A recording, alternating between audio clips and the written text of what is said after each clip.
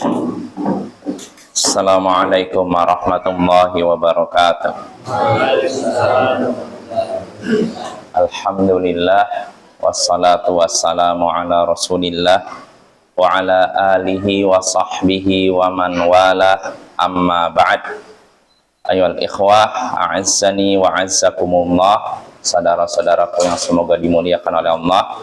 Kita bertemu kembali di malam Ahad untuk mengkaji kitab Masailul Jahiliyah allati khalaqa fiha Rasulullah sallallahu alaihi wasallam ahlal jahiliyah. Masalah-masalah jahiliyah yang mana Rasulullah sallallahu alaihi wasallam menyalahi orang-orang jahiliyah dalam hal tersebut. Karya Syekhul Islam Mujaddidul Da'wah Muhammad bin Abdul Wahhab bin Sulaiman At-Tamimi rahimahullahu ta'ala.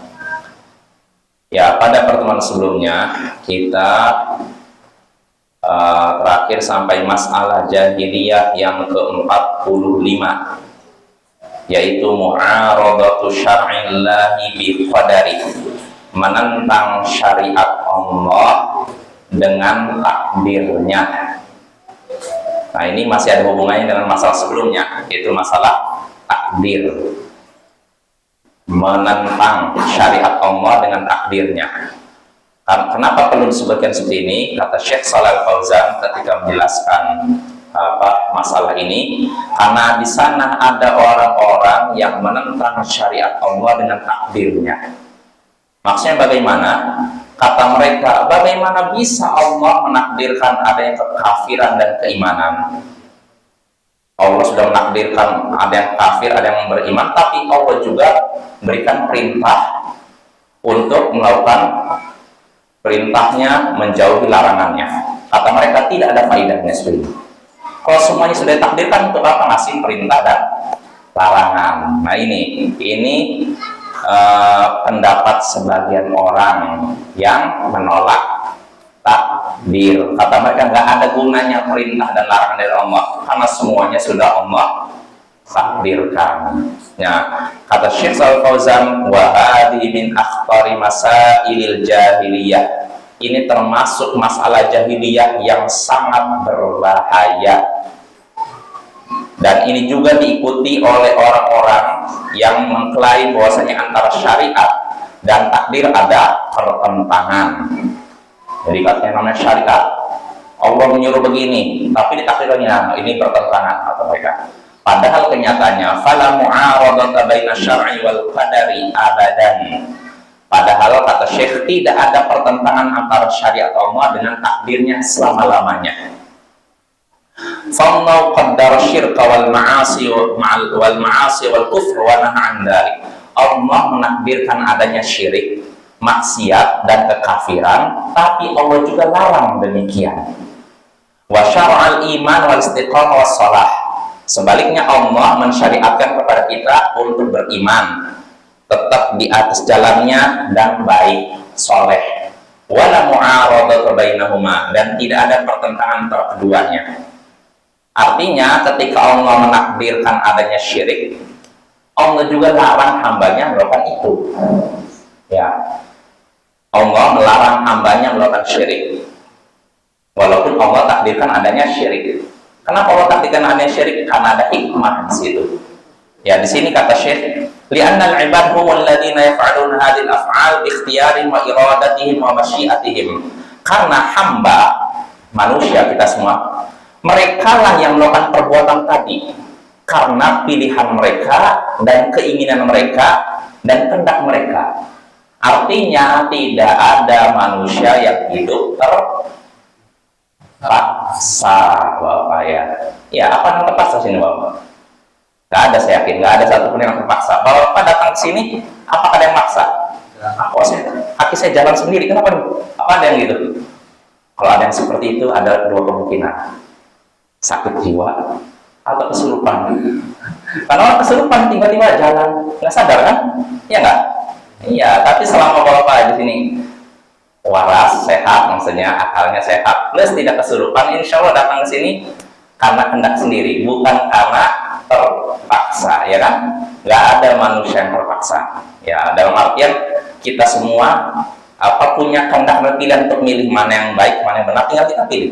Ini Allah udah tunjukkan ini baik, ini buruk. Tinggal kita pilih. Nggak ada yang memaksa kita untuk milih baik dan buruk. Ya tidak? Ya kan? Ya sebagaimana dalam masalah makanan, kita disajikan makanan buruk, makanan baik. Yang satu makanan yang penuh dengan cacing, ulat, kotoran sini. Yang satu makanan yang lezat, bersih. Yang kita pilih mana? Kira-kira? Yang bersih, yang enak kan? Nggak mungkin ngambil yang kotor lalu bilang ini udah takdir Allah. Nggak mungkin kan? Karena manusia ini Allah berikan pilihan dan kehendak, bisa memilih yang A dan B, punya kehendak untuk memilih A dan B. Nggak ada yang terpaksa, Bapak ya. Jadi kata Syekh ini, karena hamba lah yang melakukan semua perbuatan tadi. Hamba yang melakukan kekafiran, hamba yang melakukan keimanan, hamba yang melakukan kemaksiatan, hamba yang melakukan ibadah. Ini hamba yang melakukan semua ini dengan pilihan mereka, kehendak mereka. Jadi fal-fi'lu mansubun ilaihim, karena itu perbuatan tadi disandarkan kepada mereka. Walaupun kita tahu semuanya sudah Allah takdirkan kan? Tapi perbuatan disandarkan kepada manusia yang melakukannya. Walidzalik yu'aqabuna 'alal ma'asi, karena itu mereka hamba Allah, kita semua diberikan hukuman karena maksiat. Ya tidak? Betul tidak? Ya, jadi semua kita ketika maksiat kan dapat hukuman dari Allah nanti kan? Nggak bisa sama terang, ya gimana saya dihukumkan nggak takdir Allah? Nggak bisa, karena kamulah yang melakukan maksiat ya. Wa yathabuna 'ala ta'at, dan mereka juga dapat pahala karena melakukan ketaatan. Ini disandarkan pada hamba. Wa in kanat muqaddaratan min Allah, walaupun memang semua itu sudah ditakdirkan oleh Allah, tapi hambalah yang melakukannya, mewujudkannya. Berarti perbuatan ini disandarkan pada hamba. Dia misalnya A sholat, berarti perbuatan sholat disandarkan pada si A. B maksiat, minum minuman keras, berarti perbuatan minuman keras disandarkan pada B. Nah begitu ya Bapak ya. Wa fa innahum innama yujazun ala fi'alillah ala qadar. Sesungguhnya mereka hamba-hamba kita semua manusia diberikan balasan atas perbuatan kita, karena perbuatan kita bukan karena takdir Allah. Ya kan? Allah memberikan balasan sesuai dengan perbuatan kita. Nah ini ya. Jadi Bapak tetap kita beramal. Ya, di sini makanya kata Nabi, kayak kata Syekh ini, walamma bayyana Nabi sallallahu alaihi wasallam li ashabi wa qala ma minkum min ahadin illa wa maq'aduhu ma'lumun al-jannati aw an-nar qalu ya Rasulullah ala nattakilu ala kitabina wa natrukul amal qala sallallahu alaihi wasallam i'malu fa kullun muyassarun lima khuliqalah. Nah, ini hadis riwayat Bukhari Muslim. Tatkala Nabi Shallallahu Alaihi Wasallam menjelaskan kepada para sahabatnya, beliau bersabda. Jadi suatu hari Nabi bersabda di hadapan para sahabatnya, tidaklah salah seorang dari kalian kecuali tempat duduknya sudah diketahui, apakah di surga atau neraka nanti. Tidaklah salah seorang dari kalian kecuali sudah ditentukan tempat duduknya nanti, tempat kembalinya nanti, apakah di surga atau neraka. Kita semua yang ada di sini, Bapak nih, kita duduk sini, udah ditentukan tempat duduk kita. Nanti tempat kembali kita kemana? Surga atau neraka? Ya tentu kita berharap apa? Surga. Nggak ada yang berharap neraka, Bapak ya. Tapi semua yang hidup ini sekarang ini, yang sedang duduk ini udah ditentukan tempat nanti kembalinya di surga atau neraka. Alhamdulillah jangan sampai gitu. Udah ditentukan 50.000 tahun sebelum diciptakan langit dan bumi. Udah ditentukan. Nah, kabar dari Nabi ini membuat para sahabat resah, gelisah, karena kalian semua sudah tentukan tempat kembali kalian, entah di surga atau neraka. Ini bikin para sahabat resah. Mereka pun bertanya, wahai Rasulullah, kalau begitu apa kita bergantung saja pada takdir kita dan tidak usah melakukan amalan? Jelas? Artinya kalau memang semuanya sudah tentukan, ya udah buat apa kita beramal? Kita udah pasrah aja di istilahnya, pasrah aja kepada takdir. Jelas? Jadi nggak usah beramal lah, kan udah ditentukan semua, ini surga, ini fulan A surga, ini B neraka, C surga, D. neraka. Terus ini ditentukan. Kalau memang semuanya sudah takdirkan, ya udah nggak usah beramal, kita pasrah saja kepada takdir. Ini keresahan sebagian sahabat. Maka apa kata Nabi? Apa kata Nabi? Oh iya, ya udah nggak usah beramal. Apa kata Nabi? I'malu, tetaplah beramal. Fakullun muyassarun lima khuliqalah. Karena setiap orang akan dimudahkan sesuai dengan tujuan ia diciptakan. Artinya begini Bapak, kalau misalkan seorang itu penghuni surga, maka dia akan mudah melakukan amalan penghuni surga. Kalau seorang penghuni neraka, maka dia akan mudah melakukan amalan penghuni neraka. Ini juga membuat kita harusnya apa? Khawatir. Oh selama ini kok saya mudah sekali maksiat ya. Maka ini harus bikin kita apa? Berprasangka apa? Jangan-jangan jangan kita naudzubillah min dzalik ya. Dan kalau kita ternyata mudah melakukan amal kebaikan, amal sholat, rasanya saya sholat mudah, saya ngaji mudah, rasanya semuanya mudah, berarti itu apa? Tanda mungkin Allah memudahkan saya masuk surga. Jadi kalau kita mudah melakukan amal soleh, berprasangka baik kepada Allah, bisa jadi itu tandanya saya akan menjadi penghuni surga karena dimudahkan melakukan amalan penghuni surga. Tapi kalau kita mudah sekali maksiat, ibadah sulit, maksiatnya lancar terus, kita harus waspada. Jangan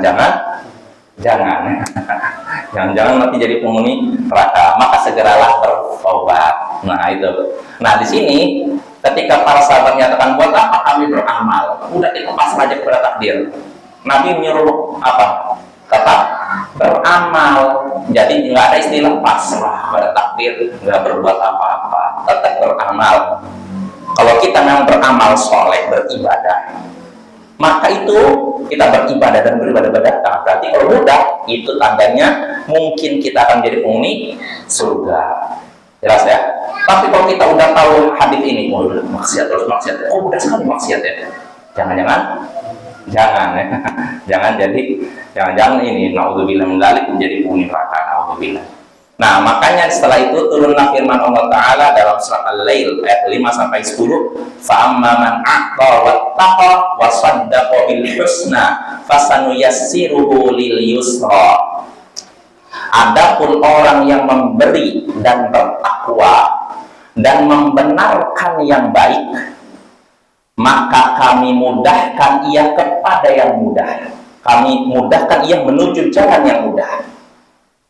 Adapun orang yang memberi apa? Kira-kira sedekah, zakat, infak, dan bertakwa. Bertakwanya apa? Menjalankan perintah Allah, menjauhi larangan Allah, dan membenarkan yang baik.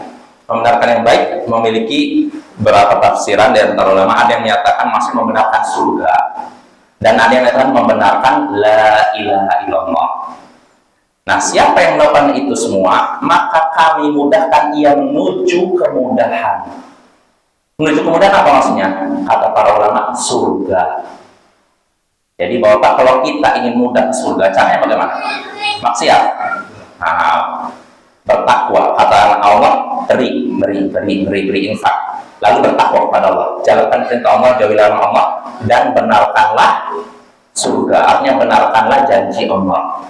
Nah, yang seperti ini, kalau orang sudah seperti ini, maka Allah mudahkan dia menuju surga. Nah, itu ya. Jadi kita tetap beramal, karena kita tidak tahu kan, nggak ada yang tahu takdir kita seperti apa. Maka tugas kita cuma beramal. Kita nggak tahu akhir kita bagaimana, tapi tugas kita cuma beramal. Jangan, yang belum apa-apa, udahlah, saya pasrah. Percuma saya beramal, karena jangan-jangan kalau saya beramal nanti masuk ke neraka. Nah, ini udah pasrah duluan, nggak seperti itu ya. Istilahnya kalau ungkapan ini kalah sebelum berperang, kan seperti itu. Beramal dulu ya. Kalau kita beramal, berjuang sungguh-sungguh, Allah tidak akan sia-siakan kesungguhan kita ya. Maka itu Bapak ya, siapa yang memberi, bertakwa, dan membenarkan yang baik, Allah mudahkan ia menuju yang mudah. Mudahkan ia menuju kepada kemudahan. Ada yang menafsirkan yaitu surga, dan ada juga para ulama menafsirkan kami mudahkan ia menuju kemudahan, Maksudnya kemudahan apa? Kemudahan dalam segala urusan dunia dan akhirat. Kalau surga kan urusan apa? Akhirat. Tapi sebenarnya urusan dunia juga. Artinya apa? Seorang mukmin kalau memang dia bertakwa, suka memberi, berbagi, membenarkan janji Allah, urusannya mudah, dunia dan akhirat. Dan ini nyata. Banyak orang yang suka memberi, hidupnya nggak sengsara, Bapak. Nggak ada dalam sejarah orang suka memberi hidupnya sengsara. Hidupnya akan bahagia. Makanya di antara tips, makanya yang mengucapkan orang kafir.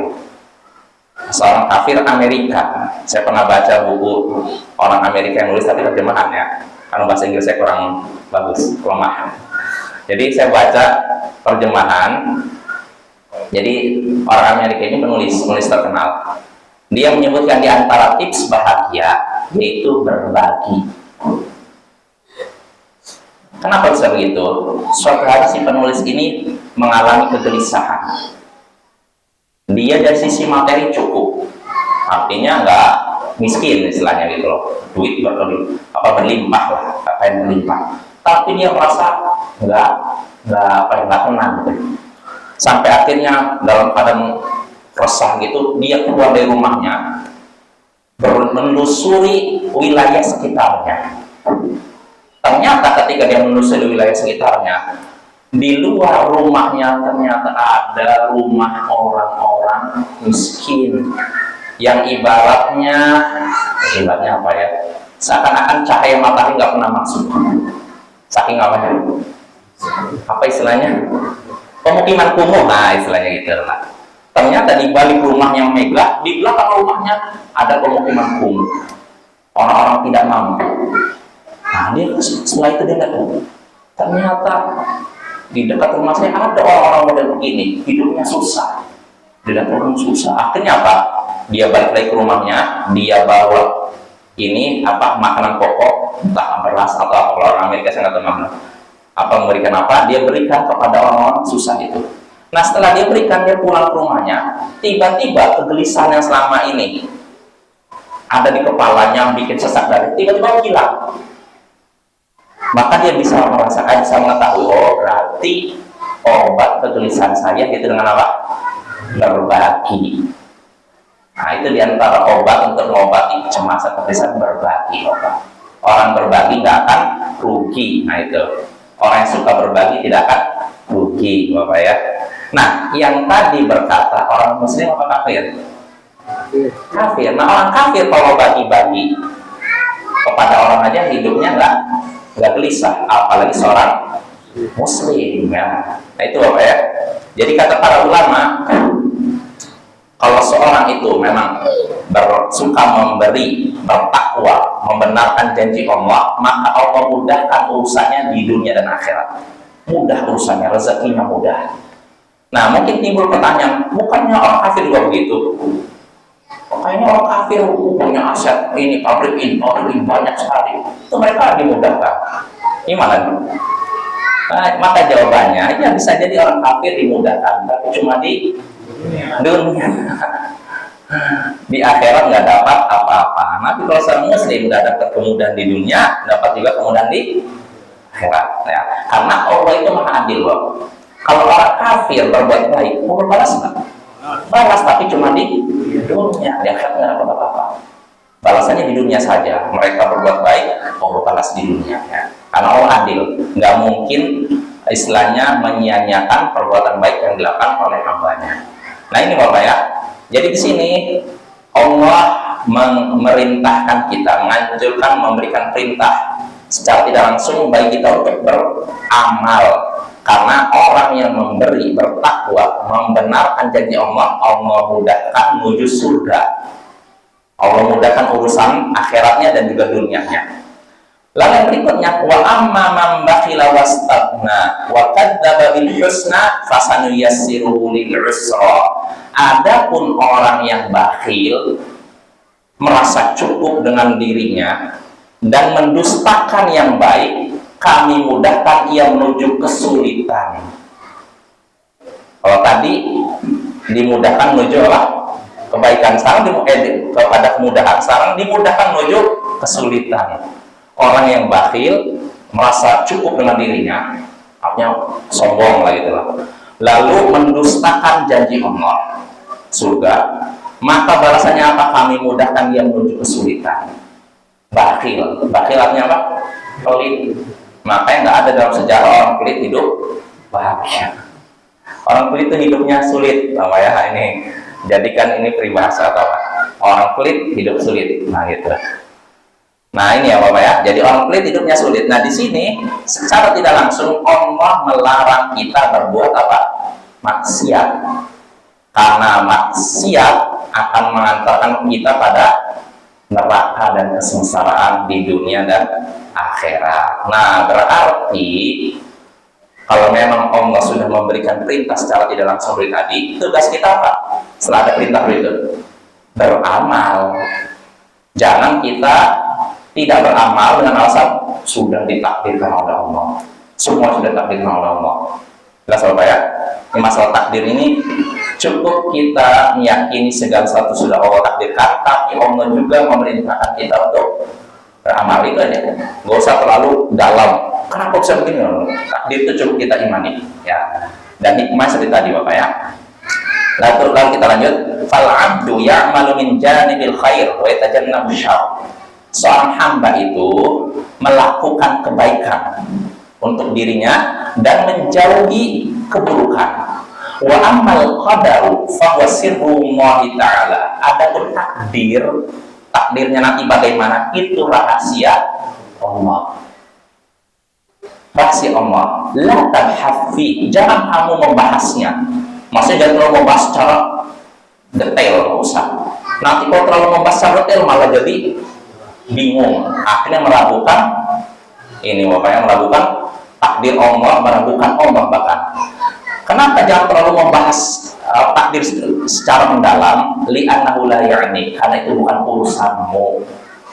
Artinya itu tidak bermanfaat. Ya. Walan tasila ila natijah, dan juga engkau tidak akan sampai pada hasil. Kalau kita membahas takdir gimana gini, kalau misalnya seorang begini akan pusing sendiri. Udah pusing, akhirnya naudzubillah min dzalik, sampai akhirnya menolak takdir, bahkan menolak Allah. Nah, di antara penyebab apa kesesatan orang-orang ahli kalam filsafat di antara ini, mereka memperdebatkan masalah takdir. Nah, kita sebagai seorang muslim itu cukup kita imani di antara rukun iman yang keenam apa?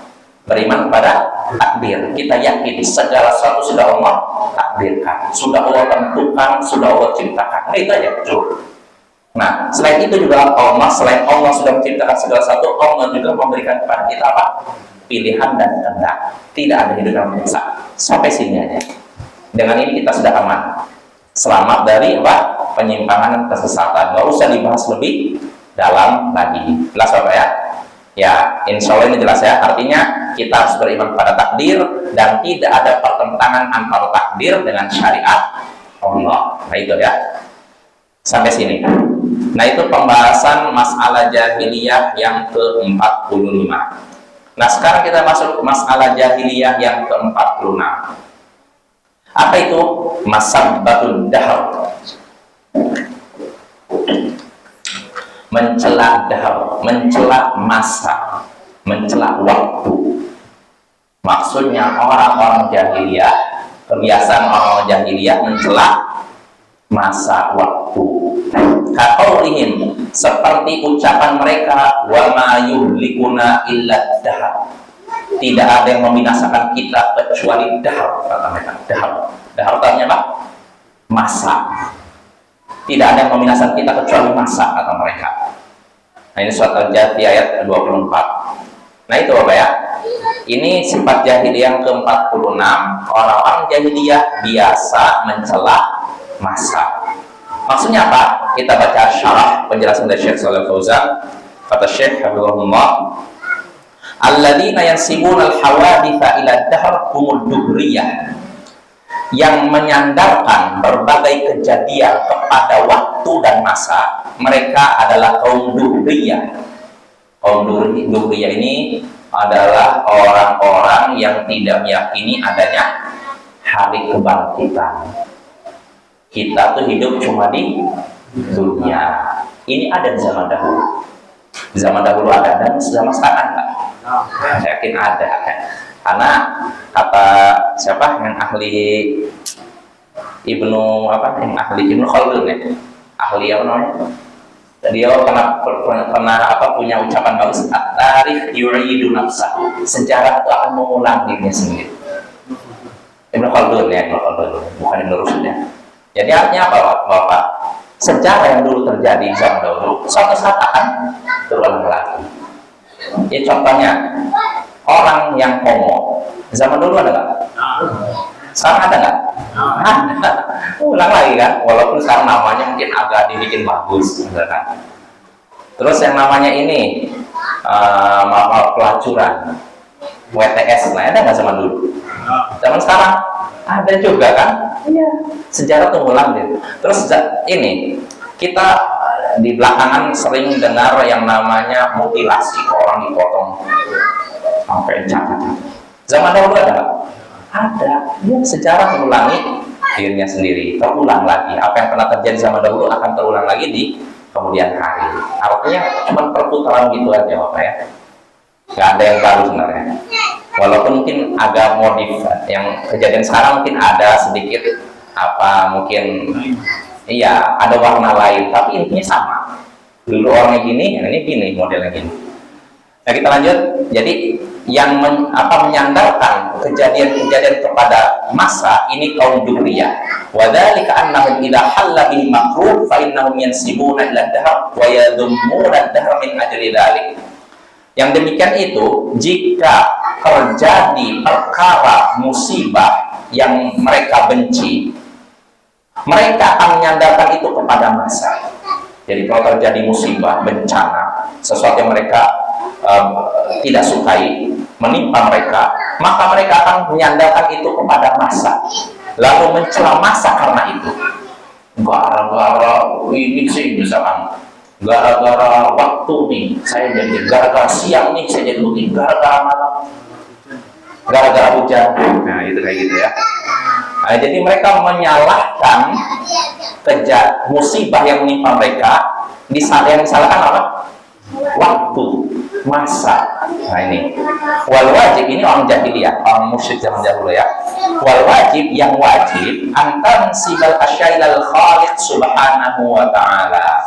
Yang wajib hendaknya kita menyandarkan segala sesuatu kepada pencipta, sang pencipta, yaitu siapa?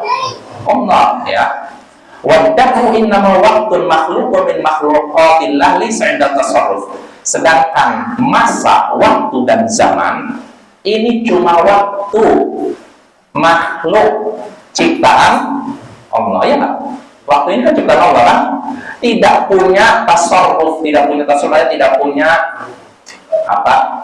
kuasa untuk mengatur sesuatu kan? Waktu ini yang ngatur kita bukan waktu. Waktu ini cuma media saja. Kita hidup sekarang misalkan di tanggal 5 Oktober. Jadi kita 5 Oktober ini bukan waktu yang mengatur kita, Allah yang mengatur kita. Allah mengatur kita di waktu tanggal 5 Oktober. Jelas Bapak ya? Jadi waktu nggak punya andil sama sekali dalam mengatur hidup kita. Yang ngatur hidup kita siapa? Allah ya. Ini perlu kita ketahui ini. Wa qad ankarallahu 'ala man yusnidul hawaditha ila dahr. Allah telah mengingkari orang yang menyandarkan kejadian kepada waktu. Ya contohnya sini Syekh menyebutkan yang disebutkan dalam amatan tadi, firman Allah Ta'ala, wa qalu ma hiya illa hayatuna dunya namutu wa nahya wa ma yuhlikuna illa dahr. Mereka, ini maksudnya orang Duhriyah tadi, berkata, kehidupan kita ini hanyalah kehidupan dunia. Kehidupan ini hanyalah kehidupan dunia.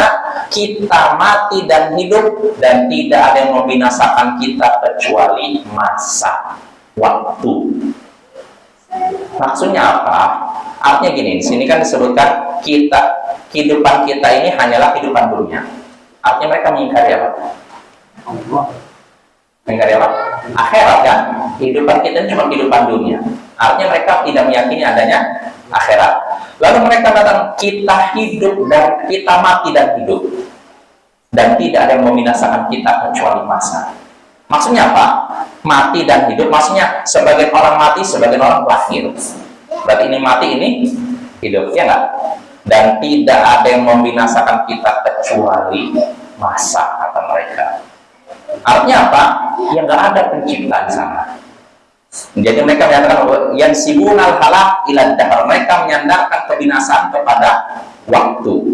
Fasabbabal mauta indahu fasababul mautu indahu mururul laili wal layali wal ayyam. Menurut mereka, ini orang-orang dunia, sebab kematian itu adalah berlalunya malam dan siang. Iya, Bu. Orang ini mati kan udah waktunya mati. Orang ini hidup kan belum waktunya. Enggak ada yang mematikan dan hidupkan. Waktulah yang mematikan dan hidupkan. Nah, ini namanya apa? Orang dunia. Jadi kata mereka, laisa hunaka ajalun muqaddar. Jadi orang dunia tidak ada di sana ajal yang sudah ditentukan. Wala hunaka malakun yaqbidul arwah inda intihai ajaliha. Dan tidak ada di sana malaikat yang mencabut nyawa ketika waktunya sudah habis. Nggak ada, kata mereka. Terus apa seorang bisa mati karena waktunya sudah habis? Nah, ini orang dunia. Dan dalam Islam kan tadi mereka menyandarkan yang buruk-buruk kepada apa? Waktu kan? Dalam Islam boleh nggak seperti itu? Tak boleh. Di sini kata Syekh, wa qannahan Nabi sallallahu alaihi wasallam an sabbidah.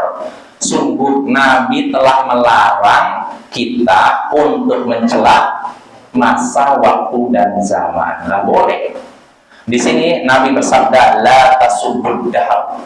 Jangan kalian mencela masa, waktu. Fa innallaha wad-dahr, karena Allah lah dahr. Maksudnya apa? Annallaha khaliqud dahr. Allah lah yang menciptakan waktu. Nah, wa annama yajri fid dahr wa bi taqdirillah, dan bahwasanya apa yang terjadi di waktu, terjadi di zaman sekarang ini, seperti malam ini adanya angin, ada ini semua berdasarkan takdir Allah. Maka nggak boleh Bapak ya, kita menyatakan waktu ini zaman ini zaman edan. Apa ya edan nanti? Ya, jangan begitu. Kalau ini zaman orang-orang edan ya mungkin, yang edannya orang-orangnya.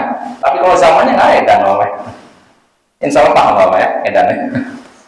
Zaman orang gila, bukan zamannya gila, tapi orang-orangnya mungkin gila. Kalau zamannya tidak gila ya. Ya mungkin sampai sini dulu. Insya Allah pada berikutnya kita lanjutkan hadis yang tentang masalah mencela masa. Tadi karena baru sebutkan satu hadis, pada berikutnya kita selesaikan hadis berikutnya. Wassallallahu ala nabiyyina Muhammadin wa ala alihi wa sahbihi ajma'in. Wa akhiru da'wana alhamdulillahi rabbil alamin. Assalamualaikum warahmatullahi wabarakatuh.